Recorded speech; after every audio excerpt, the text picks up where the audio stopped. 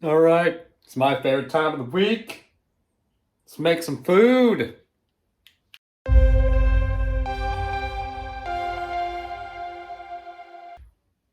everyone. As you can see, I'm wearing my chef's hat, which means I'm ready to go.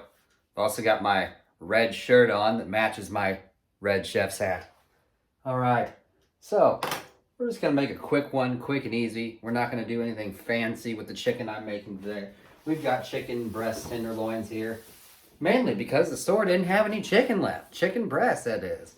So we've got chicken tenderloins right here. Boom. Whole pack of them. We got 2.11 pounds.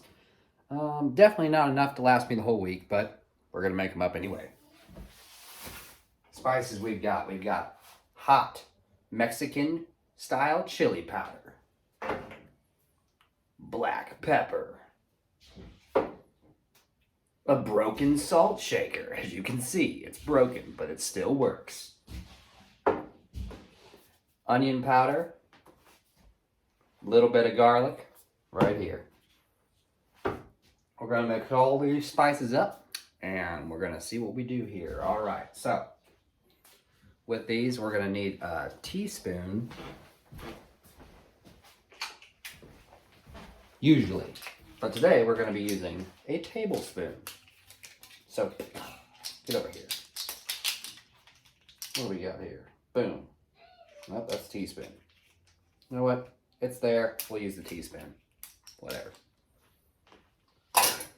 This is really how you want to make it, not how I want to make it. So,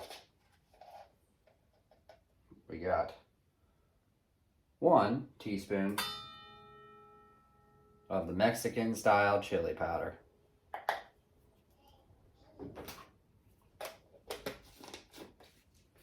It's my house and no one else is eating out of these, so we're using the same one. Alrighty. About a half teaspoon of pepper. Boom. Not too much. Not too much. Don't be so generous with it. Be gentle. Gentle, like a flower. About 3/4 of a teaspoon of salt. Boom.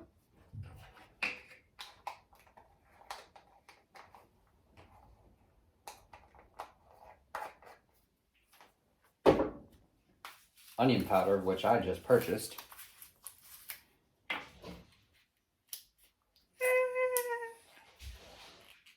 Okay, nobody watch.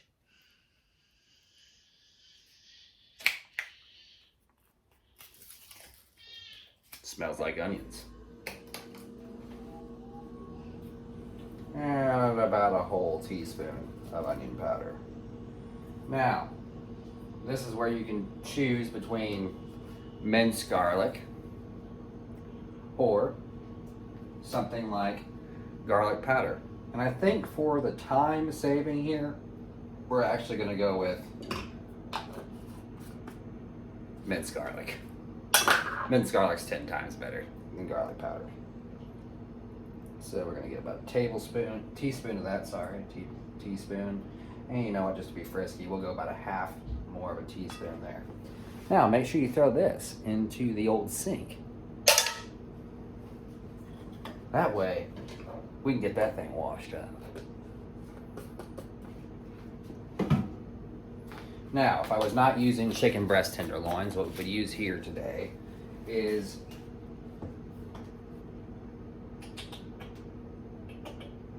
where am I at? My tenderizer. Right here. Now, what I'm going to do is I'm going to mix this up a little bit.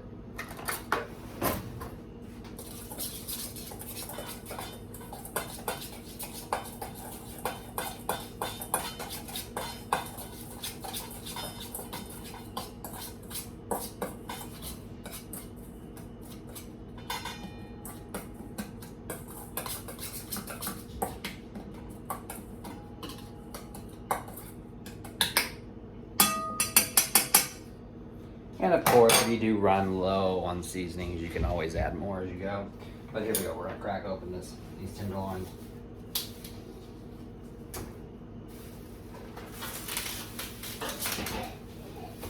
Now, with chicken, I caution you. Chicken is a very, very, very volatile food.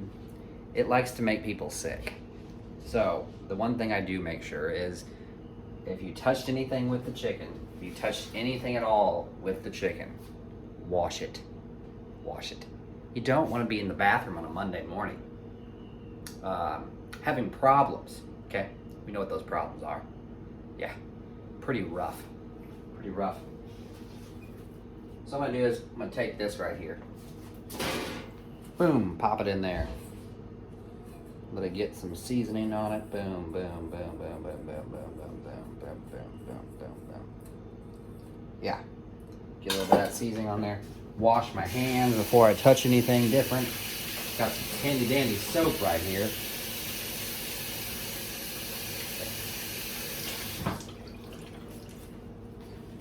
We're gonna spray our pan with some non-calorie spray. Boom.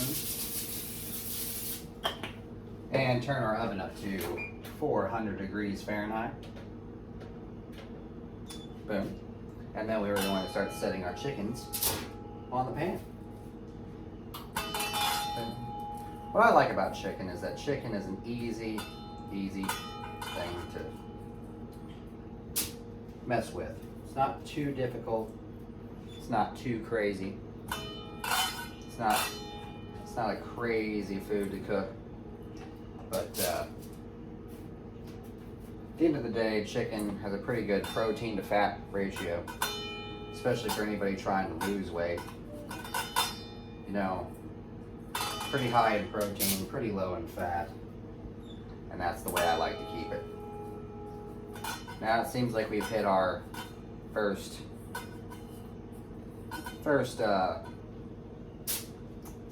hiccup along the way, now that we're using tenderloins versus actual chicken breasts. Most of the time, I would go way heavier on the seasoning because the breasts are a lot thicker. So I thought going teaspoons would be good, but it looks like we're gonna have to add some more. So wait 1 second and I'll load the pan up again. Alrighty, so now we got a new bowl full of seasonings. Boom, boom, boom. A little seasoning on these goes a long way, but mainly because I put condiments on them later on. So this is the quickest and easiest way I know how to make the chicken. You could go air fryer, you could go pan sear, pan fry, anything you want to do. Just understand that if you are adding oils to it, it's going to add calories, and that's not really my goal right now. So, with me not wanting to add excess calories, this is the best way that I know to cook them. There are better ways, and I'm going to get to those later on, which require a few more ingredients, things of that nature. But for today, we're going to make it pretty simple and easy to do at home, so that everybody can do this. Not a problem at all. Alrighty. It's right about where I wanted it to be. Boom.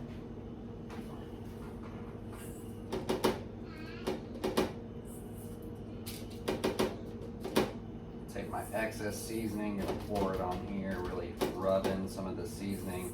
Make sure that every single chicken gets a little bit of seasoning on top of them, and it's nice and good. So, now,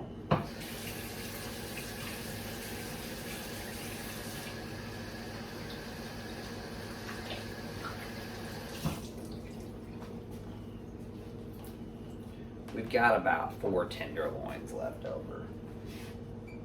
So, that wouldn't fit on the pan. So what do we do with them? We're gonna pop them in this bigger bowl I've got right here. These right here. And what we're gonna do with that is we're gonna pan sear them with the same ingredients that we just had. So, I've used all the seasonings from here. I'm gonna make up a new batch of seasoning, which won't be near as much as before. And then I'm gonna pan sear these. And this is what they look like. Bring you over here. This is what they look like before going into the oven. Right-cha. Right-cha. So, these are gonna go in the oven for 20. Oh no. It's all finicky. These are gonna go in the oven for about 20 to 25 minutes, depending upon your oven and how hot it cooks versus how well it goes. It goes in there for 20 to 25 minutes, but remember how I said to be safe with chicken. That's why I have one of these fancy little tools right here. Stick this in the meatiest, fattest part, and I do it with every tenderloin. Why? Because you don't know if one side got it cooked all the way or the other side did. Now in a restaurant setting, this isn't gonna be very feasible because you've got hundreds, maybe even thousands of people coming in every day, so you can't just all of them. But since you're doing this for yourself at home, always be safe and do it that way. Make sure you're checking every single one of them to make sure they're fully cooked. All right, I will show you the searing process. All right, and here we go. We're gonna start pan searing these. So I've got these right here, already mixed up well in my little fancy dancy bowls. My wife actually got these for me from, I believe, her grandma's. So I love these metal bowls. Super easy to clean, super easy to use, love them. And what's even better is they were free, so. There's our oven. That means it's time to put these in the oven. I'm gonna put them in for 20 minutes today.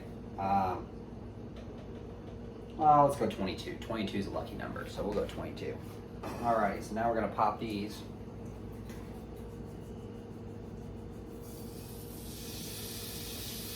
Hear that sound? That's the sound you want to hear when you pop meat into a skillet. If you don't hear that sizzle, it ain't good.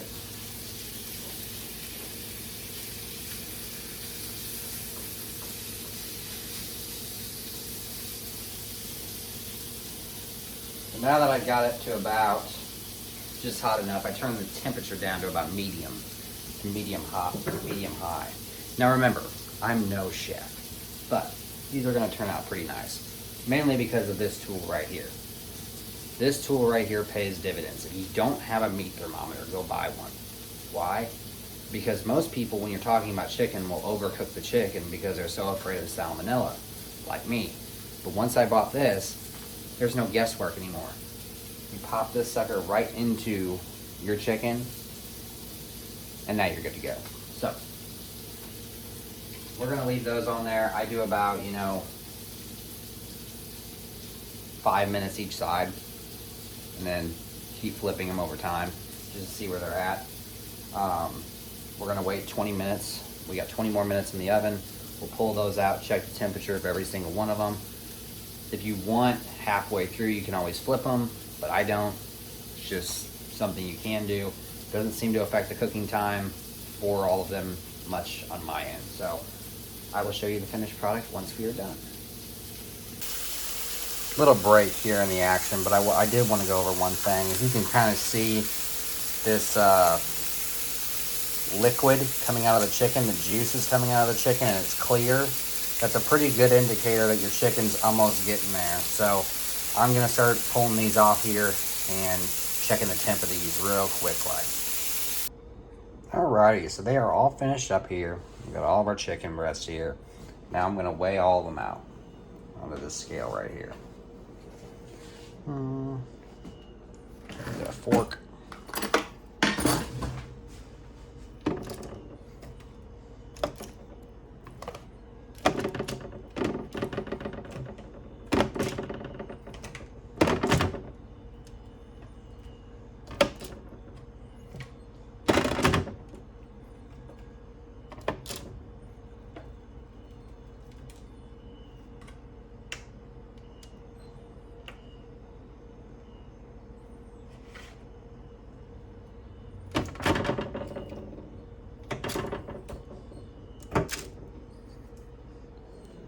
Okay. It says 5.1 ounces, but it turned off at right around 1.5 pounds. So we did yield actually close to a little more than I thought. So 5 ounces plus 1.5 pounds. It's 21 ounces. No. Gosh dang it, Jake. Jeez, do your math correctly. Yeah. It's like 27 ounces. So there you go. That is it. And yes, I am eating some right now. Alright, so typically speaking, that's exactly how I do my chicken.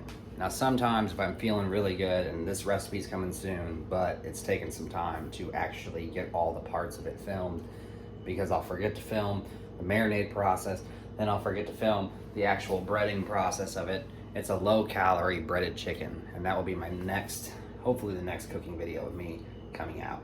But here's some closing thoughts. Again, the meat thermometer is probably the utmost important item to have in your kitchen besides your pans and your chicken and your actual device in which you cook on.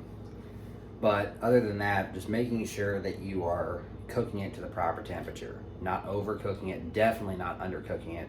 It is, I guess, better to overcook it, but it's going to taste like crap and you're not going to like it. This way there's no guesswork. You know exactly what your chicken's cooked at, you know the temperature of it, and after you get it down over a couple times, you probably won't even need the thermometer, but it's still good to keep it around just in case you have any questions. The next important part, and the last part of this all, is making sure that you keep it clean. So we keep these Lysol wipes here at the house. Boom. We also have Lysol spray, and then obviously your sink that you need to make sure that you clean all of this off with. Just remember, any condiments you add to this post cooking are going to add calories. Make sure you weigh those out to how many servings you used. On the back of every single bottle that has any calories in it, it will always give you a nutrition label. Make sure you weigh those out effectively. So other than that, make sure you're weighing out your chicken whenever you put it into your macros and your calories throughout the day. I have a food scale that I weigh mine on. I weigh mine cooked weight. I never weigh mine uncooked, ever. It's not accurate. And